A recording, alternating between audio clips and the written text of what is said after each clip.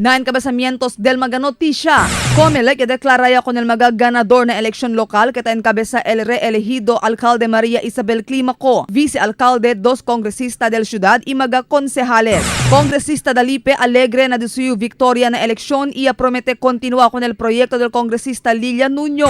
Kongresista Celso Lobregat el suporta con el administración del nuevo presidente Duterte. Kongresista Nuño ya felicita con Manix Dalipe, quien ya gana con el puesto de kongresista na Distrito 2.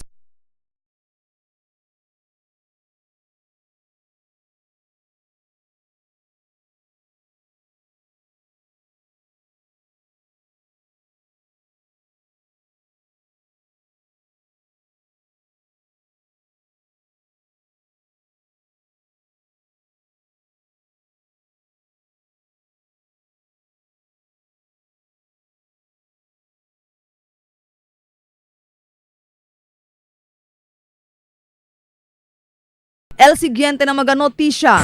Kongresista Lilia Nuño ya felicita con Manix Dalipe, quien ya gana con el puesto de kongresista na Distrito 2.